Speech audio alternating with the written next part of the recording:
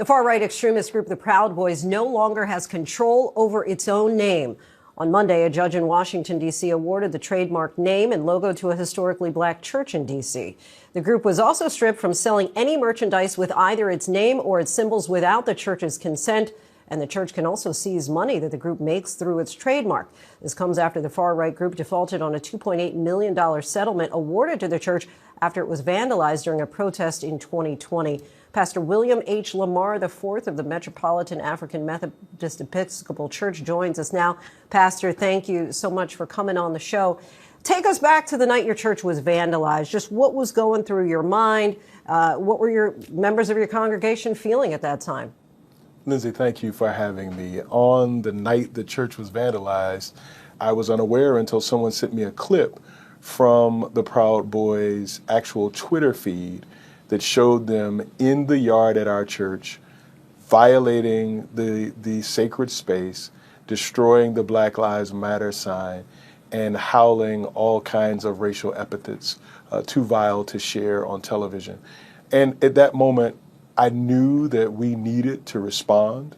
We were connected with the Washington Lawyers Committee for Civil Rights and with Paul Weiss, and we decided that we would pursue legal remedy.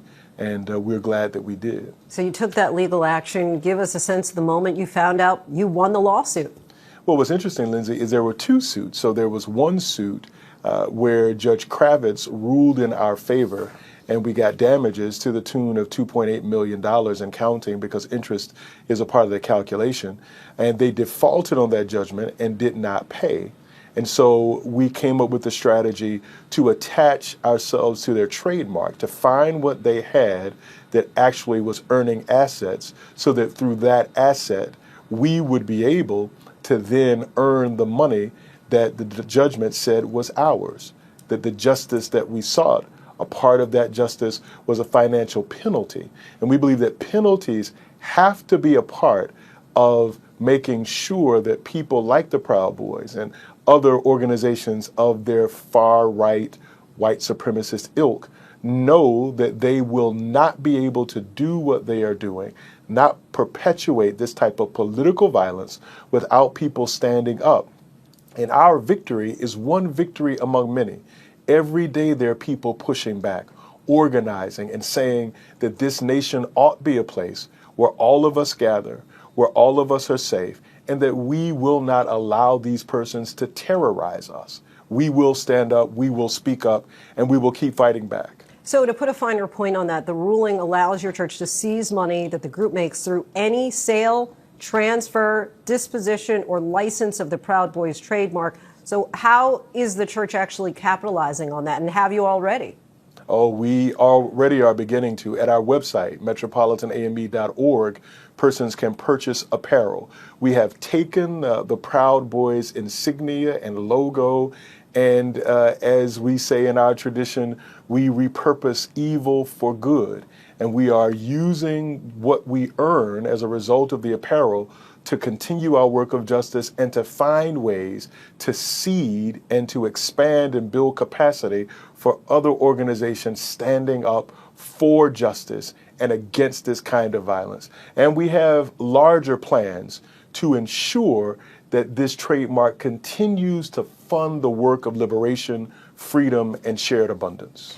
So help me to understand this, Pastor. So would you then wear a shirt with the Proud Boys logo yourself?